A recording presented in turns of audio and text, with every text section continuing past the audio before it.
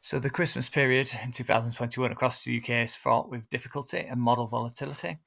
Just going to show you through why I think this could remain for a few more days to come yet, with differences, key differences not starting to emerge until the 24th between the midnight EC and midnight GFS.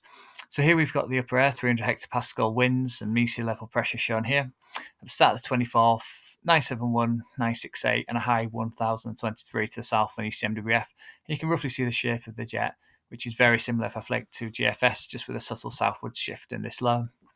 As we go through the 24th, the differences start to emerge. Basically, GFS is able to keep this forward low more of a concerted feature.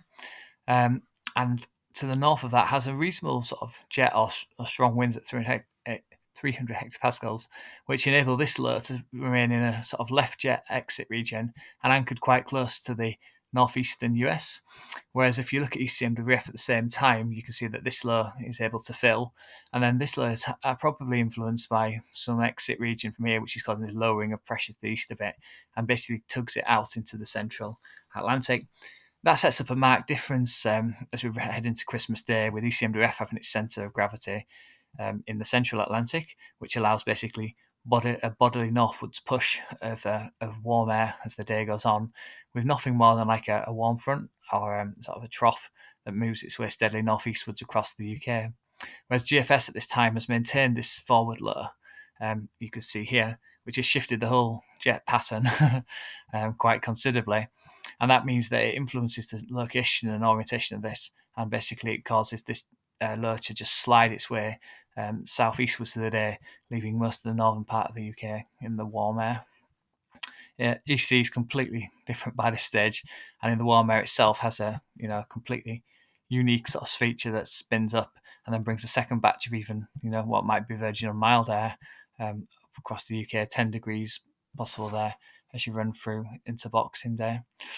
Yeah, these differences don't start to emerge till the 24th across the central Atlantic, and they could be due to such subtle things in terms of models' convective schemes, how they fill this low or don't fill this low, and how quickly that happens.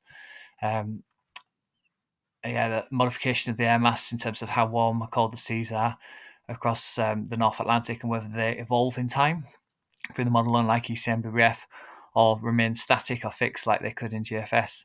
But there's evidently something very sensitive within the various modelling systems that allows a whole host of solutions to pop up there.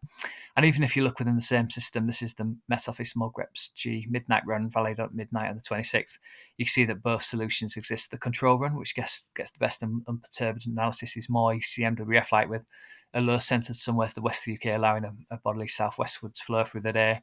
But there are equally others that are more GFS-like, allowing evidently a low to slide southeastwards and allowing the cold air to remain in place to the north of that. As a result, I don't think that predictability is going to improve very much for a few more days to come yet. And it might even be towards the sort of 23rd or 24th before we get things tied down significantly more.